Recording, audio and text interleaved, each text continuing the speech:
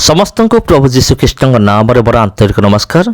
ପ୍ରିୟ ଭାଇ ଏବଂ ଭଉଣୀମାନେ, ଆପଣମାନେ ଅନେକ ଥର ବାଇବଲରେ ପଢ଼ିଥିବେ, ଅନେକ ଥର ଶୁଣିଥିବେ, ଯେତେବେଳେ ବଡ଼ଦିନ ଆସେ, ପ୍ରଭୁ ଯୀଶୁଖ୍ରୀଷ୍ଟଙ୍କର ଜନ୍ମଦିନ ଯେତେବେଳେ ଆସେ, ସେତେବେଳେ ଗୋଟିଏ ବିଷୟ ପ୍ରଚାର କରାଯାଏ। ପ୍ରଭୁ ଯୀଶୁଖ୍ରୀଷ୍ଟ ଜନ୍ମ ହେଲେ, ଆଉ ପୂର୍ବ ଦେଶର ପଣ୍ଡିତମାନେ ସୁନା, କୁନ୍ଦୁରୁ ଏବଂ ଗନ୍ଧରସ ନେଇକି ଭେଟି ଦେଲେ, ଯେଉଁଟା ଆପଣ ପାଇପାରିବେ ମାଥିଉ 2 ପର୍ବ ତାର 11 ପଦରେ। ଏଠି ଲେଖା ଅଛି, ଆଉ ଗୃହ ଭିତରକୁ ଯାଇ ଶିଶୁଙ୍କୁ ତାହାଙ୍କ ମାତା ମରିୟମଙ୍କ ସାଙ୍ଗରେ ଦେଖିଲେ ଓ ତାଙ୍କୁ ଭୂମିଷ୍ଠ ପ୍ରଣାମ କଲେ। ପୁଣି ଆପଣା ପେଡ଼ି ଫିଟାଇ ସୁନା, କୁନ୍ଦୁରୁ ଓ ଗନ୍ଧରସ ତାହାଙ୍କୁ ଦର୍ଶନୀ ଦେଲେ। ତେବେ ପ୍ରିୟ ବନ୍ଧୁଗଣ, ପ୍ରଭୁ ଯୀଶୁଖ୍ରୀଷ୍ଟଙ୍କ ଜନ୍ମ ଯେତେବେଳେ ହେଲା, ସେମାନେ ଭେଟି ଦେଇଥିଲେ ସୁନା, କୁନ୍ଦୁରୁ, ଗନ୍ଧରସ। କିନ୍ତୁ ଆପଣ ଜାଣିଛନ୍ତି କି ସୁନା କ'ଣ, କୁନ୍ଦୁରୁ କ'ଣ, ଗନ୍ଧରସ କ'ଣ?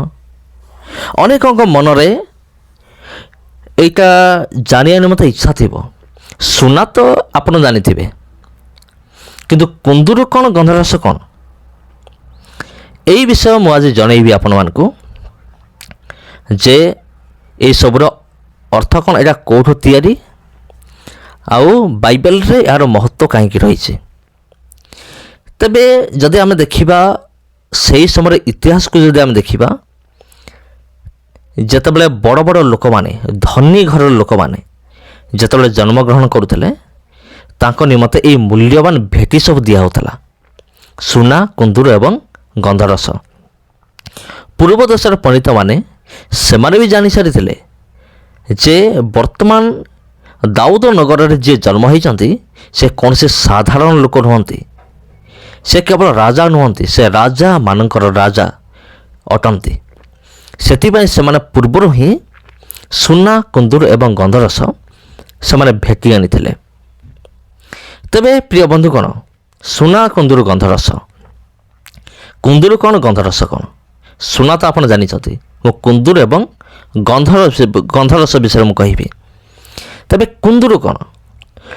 କୁନ୍ଦୁରୁ ଯେଉଁ ଗଛରୁ ତିଆରି, ସେ ଗଛ ନାଁ ହେଉଛି ବସୁଏଲିଆ ଗଛରୁ ତିଆରି।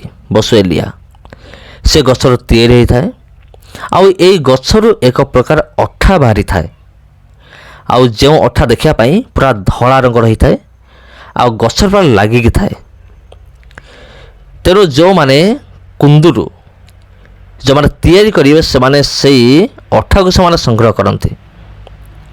ତେବେ ସେଇଠୁ ତିଆରି କରନ୍ତି ସେମାନେ କ'ଣ, କୁନ୍ଦୁରୁ ତିଆରି କରନ୍ତି। ଏବଂ ଏଇ ଯେଉଁ କୁନ୍ଦୁରୁ ସେ ଏକ ତୈଳ ଜାତୀୟ ପଦାର୍ଥ, ମାନେ ଏକ ତେଲ ଜାତୀୟ ପଦାର୍ଥ। ଆଉ ଏଇ ଗଛ କେଉଁଠି ଅଛି?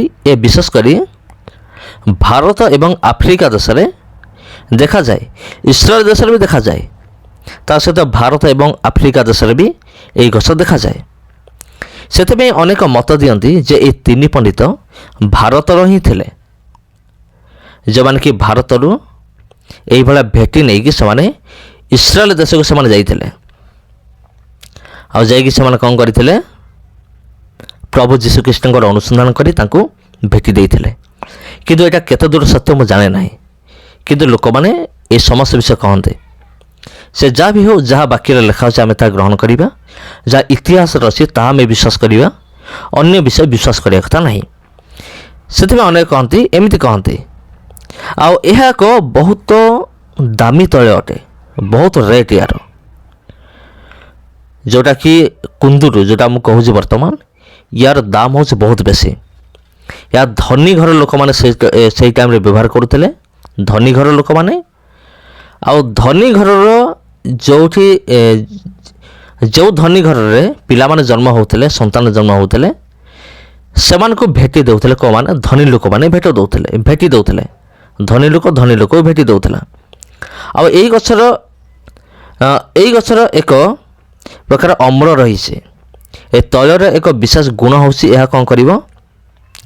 କ୍ୟାନ୍ସର ପରି ରୋଗକୁ ମଧ୍ୟ ଇଏ କଣ୍ଟ୍ରୋଲ କରିପାରିବ। ସବୁଠୁ ବଢ଼ିଆ ଗୁଣ ଅଛି କୁନ୍ଦୁରୁର। ଯଦି କାହାର କ୍ୟାନ୍ସର ହେଇଛି, ତାହେଲେ କ୍ୟାନ୍ସର ରୋଗ ପାଇଁ ମଧ୍ୟ ଏ ତେଲ କାମ କରିବ। ଯଦି ଗୋଟେ ତେଲ ଗୋଟେ କ୍ୟାନ୍ସର ରୋଗ ପାଇଁ କାମ କରୁଛି, କ୍ୟାନ୍ସର ରୋଗ, ତାମାନେ ଟିକେ ବିଶ୍ୱାସ କରନ୍ତୁ, ଟିକେ ଚିନ୍ତା କରନ୍ତୁ, ଇଏ କେତେ ଦାମ ହେଇଥିବ। ଯିଏକି କ୍ୟାନ୍ସର ରୋଗକୁ ମଧ୍ୟ କଣ୍ଟ୍ରୋଲ କରିପାରୁଛି। ଇଏ ଗଲା କୁନ୍ଦୁରୁ। ତାପରେ ଆସିଲା ଗନ୍ଧରସ।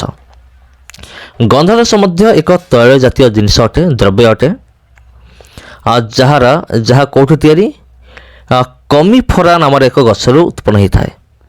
କମିଫରା ଏହି ଗଛ ବିଶେଷ କରି ସୋମାଲିଆ, ଓମାନ, ୟେମେନ, ତାପରେ ଇଥିଓପିଆ ଆଉ ଇରିଟ୍ରିଆ ଏହିସବୁ ଅଞ୍ଚଳମାନଙ୍କରେ ଦେଖାଯାଏ। ଆଉ ସାଉଦି ଆରବରେ କିଛି ଅଞ୍ଚଳରେ ମଧ୍ୟ ଏହି ଗଛ ଦେଖିବାକୁ ମିଳେ, ଯେଉଁଟା ଗନ୍ଧରସ ତିଆରି ହୁଏ। ଇଏ ମଧ୍ୟ ଗୋଟିଏ ଗଛର ତିଆରି। ଆଉ ଏହି ଗଛର ଉଚ୍ଚତା ହେଉଛି 5ରୁ 15 ଫୁଟ ପର୍ଯ୍ୟନ୍ତ ହୋଇଥାଏ। ଯେତେବେଳେ ଏହି ଗଛ 5 ଫୁଟରୁ ଅଧିକ ହେବ, 5 ଫୁଟ ହୋଇଗଲା ମାନେ ଏଥିରୁ ଗନ୍ଧରସ ତିଆରି କରିବା ଗୁଣ ଜଣାପଡ଼ିଥାଏ। ଆଉ ଏହି ଗଛ ମୁଖ୍ୟତଃ 3ଟି ଶାଖାରେ ବଢ଼ିଥାଏ। ଆଉ ଏହାର ଫୁଲର ରଙ୍ଗ ହେଉଛି ଧଳା, ସବୁଜ କଲର ହୋଇଥାଏ। ଆଉ ଏହି ଫୁଲ ଫୁଟିଥାଏ ବସନ୍ତ ଋତୁର ପୂର୍ବରୁ ଏହି ଫୁଲ ଫୁଟିଥାଏ। ଆଉ ଏହି ଗଛର ବାହାର ଅଂଶ ଦେଖିବା ପାଇଁ ଧଳା ଏବଂ ଭିତର ଅଂଶ ଦେଖିବା ପାଇଁ ପୁରା ନାଲ। ବାହାର ଅଂଶ ଧଳା, ଭିତର ଅଂଶ ଲାଲ। ଆଉ ସବୁଠାରୁ ଉତ୍ତମ ବୃକ୍ଷ ଏହି ଗଛମାନଙ୍କ ମଧ୍ୟରେ ଯେଉଁଟାକି ଗନ୍ଧରସର ସବୁଠାରୁ ଉତ୍ତମ ବୃକ୍ଷ ରୋମିଓମାନଙ୍କ ଅଞ୍ଚଳରେ ଦେଖାଯାଏ। ତେବେ ଉଭୟ କୁନ୍ଦୁରୁ ଏବଂ ଗନ୍ଧରସ ଔଷଧ ତିଆରିରେ ବେଶୀ ବ୍ୟବହାର କରାଯାଏ। ଔଷଧୀୟ ଗୁଣ ବହୁତ ରହିଛି କୁନ୍ଦୁରୁ ଏବଂ ଗନ୍ଧରସରେ, ଆଉ ଯେଉଁଟାକି ଆମର ଗଣ୍ଠିବାତ, ମଧୁମେହ, ରକ୍ତଚାପ ପରି ଶାରୀରିକ ସମସ୍ୟାକୁ ମଧ୍ୟ ଇଏ ନିୟନ୍ତ୍ରଣ କରିଥାଏ, କଣ୍ଟ୍ରୋଲ କରିଥାଏ। ଏଥିସହିତ ଖାଦ୍ୟ ପଦାର୍ଥରେ ମଧ୍ୟ ଏହାକୁ ମିଶାଯାଇଥାଏ। ଆଜି ମଧ୍ୟ ଆପଣ ଏହାକୁ ଘରେ ଥାଇକି ଇଣ୍ଟରନେଟ୍ ମାଧ୍ୟମରେ ଅର୍ଡ଼ର କରିପାରିବେ। କିନ୍ତୁ ଆପଣଙ୍କୁ ଜାଣିବାକୁ ପଡ଼ିବ କେଉଁଟା ଅସଲି କେଉଁଟା ନକଲି ପ୍ରତି ଟିକେ ସାବଧାନ ଥିବେ। ଆଉ ଏଗୁଡ଼ିକ ବିଶେଷ କରି ଇଥିଓପିଆ, ଆରବିଆ ଏବଂ ସୋମାଲିଆରେ ଏହି ଗଛଗୁଡ଼ିକ ବେଶୀ ଦେଖିବାକୁ ମିଳେ। ତେବେ ଇଏ ହେଉଛି ଗନ୍ଧରସ, କୁନ୍ଦୁରୁ ଏବଂ ଗନ୍ଧରସ, ଯେଉଁଟାକି ଏବେ ବି ବହୁତ ଡିମାଣ୍ଡ ଅଛି। ଆଉ ସେଇ ଟାଇମ୍ରେ ମଧ୍ୟ ବହୁତ ଡିମାଣ୍ଡ ଥିଲା। ଆଉ ଟିକେ ଚିନ୍ତା କରନ୍ତୁ, ଏତେ ମୂଲ୍ୟବାନ ଜିନିଷ ନେଇକି ପୂର୍ବ ଦେଶର 3 ପଣ୍ଡିତ ସେମାନେ ଆସିଥିଲେ କାହାକୁ ଭେଟିବା ନିମନ୍ତେ? ଶିଶୁ ଯୀଶୁଙ୍କୁ ଭେଟିବା ନିମନ୍ତେ ସେମାନେ ଆସିଥିଲେ। ତେବେ ପ୍ରିୟ ବନ୍ଧୁଗଣ, ସମସ୍ତଙ୍କୁ ଖ୍ରୀଷ୍ଟ ପ୍ରେମରେ ମୋର ଆନ୍ତରିକ ନମସ୍କାର। ଆଉ ଭିଡ଼ିଓକୁ ଅନ୍ୟମାନଙ୍କ ପାଖକୁ ସେୟାର କରନ୍ତୁ। ଆଉ ଯଦି ଆପଣ ଏହି ଚ୍ୟାନେଲକୁ ପ୍ରଥମ ଥର ପାଇଁ ଆସିଛନ୍ତି, ଚ୍ୟାନେଲକୁ ଆପଣ ସବସ୍କ୍ରାଇବ୍ କରି ରଖନ୍ତୁ। ଧନ୍ୟବାଦ। ସମସ୍ତଙ୍କୁ ଖ୍ରୀଷ୍ଟ ପ୍ରେମର ଆନ୍ତରିକ ନମସ୍କାର। ପୁଣି ଦେଖା ହେବ ଆପଣଙ୍କ ସହିତ ଆଉ ଗୋଟେ ଭିଡ଼ିଓରେ, ଆଉ ଗୋଟେ ଅଧ୍ୟାୟରେ। ଧନ୍ୟବାଦ।